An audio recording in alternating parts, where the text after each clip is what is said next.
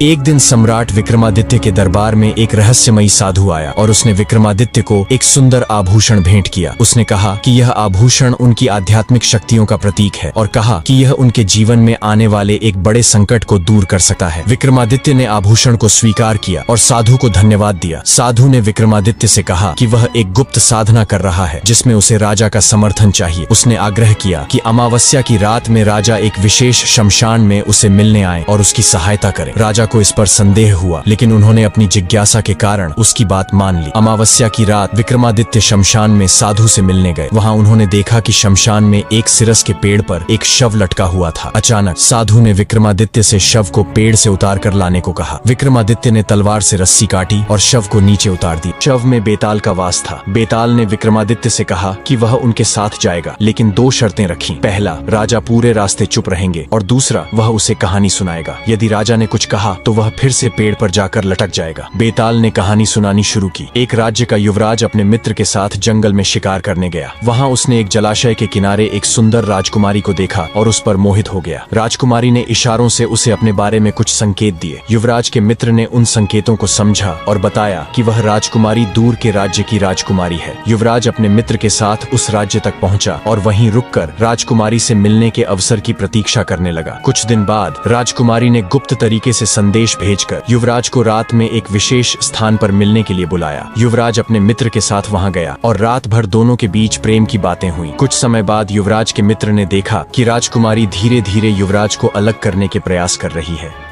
एक दिन राजकुमारी ने युवराज के लिए भोजन भेजा। मित्र को शक हुआ कि भोजन में विष हो सकता है, तो उसने पहले भोजन को एक जानवर को खिलाया। जानवर की मृत्यु होते ही मित्र ने युवराज को चेतावनी दी और उसे समझाया कि राजकुमारी के इरादे ठीक नहीं हैं। अपने मित्र की बात सुनकर युवराज ने राजकुमारी से अलग होने का निर्णय लिया और सबूत के लिए उसके गहने और निशान लेकर वापस आ गया। उसने अपने राज्य में वापस आकर अपने मित्र के साथ सभी घटनाओं को साझा किया। बेताल ने पूछा, राजन, बताओ कि इस पूरी घटना में पाप किसका है? विक्रमादित्य ने उत्तर दिया, पाप राजकुमारी का है, क्योंकि उसने युवराज को धोखा देकर उसके जीवन को खतरे में डाला। युवराज के मित्र ने सच्चे मित्र का धर्म निभाया और युवराज ने स्वयं को बचाने के लिए सही निर्णय लिया।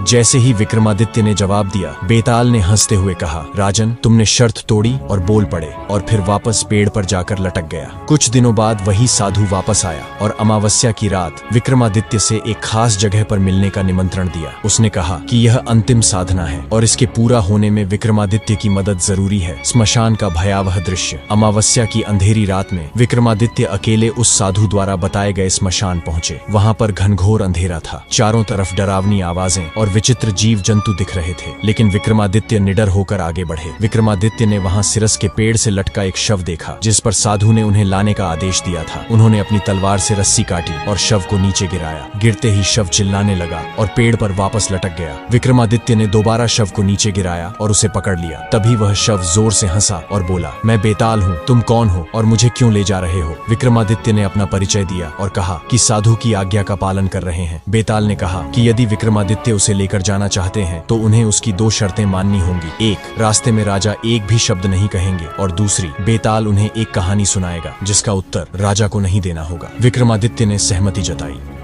बेताल ने विक्रमादित्य को एक राजा, एक रानी और एक अन्याय के बारे में कहानी सुनाई और अंत में पूछा कि दोषी कौन है। विक्रमादित्य ने न्यायपूर्ण तरीके से जवाब दिया और बेताल पेड़ पर लौट गया। विक्रमादित्य ने उसे दोबारा पकड़ा और फिर से ले जाने लगे। इस बार बेताल ने एक ब्राह्मण, एक योद्धा और एक महिला की परीक्षा पर आधारित कहानी सुनाई। उसने पूछा कि कौन सबसे अधिक समझदार था। विक्रमादित्य ने जवाब दिया और बेताल फिर से पेड़ पर लौट गया। विक्रमादित्य ने हार नहीं मानी और उसे फिर से पकड़ा। इस बार बेताल ने एक साधु, एक राक्षस और एक तपस्वी की कहानी सुनाई। विक्रमादित्य को फिर से प्रश्न का उत्तर देना पड़ा। बेताल की हंसी गूंज उठी और वह पेड़ पर लौट गया। विक्रमादित्य ने दृढ़ निश्चय से उसे फिर से पकड़ा और चल पड़े। चौथी बार में बेताल ने एक ऐसी कहानी सुनाई जिसमें एक राजा को अपनी प्रजा के साथ न्याय करते हुए दिखाया गया। जब विक्रमादित्य ने सही उत्तर दे दिया तो बेताल ने कहा, राजन, तुमने मेरी सभी परीक्षाएं पास कर ली हैं। मैं साधु के लिए तुम्हें नहीं छोड़ सकता। बेताल ने विक्रमादित्य को बताया कि वह साधु तांत्रिक शक्तियों का दुरुपयोग कर उन्हें मारना चाहता था।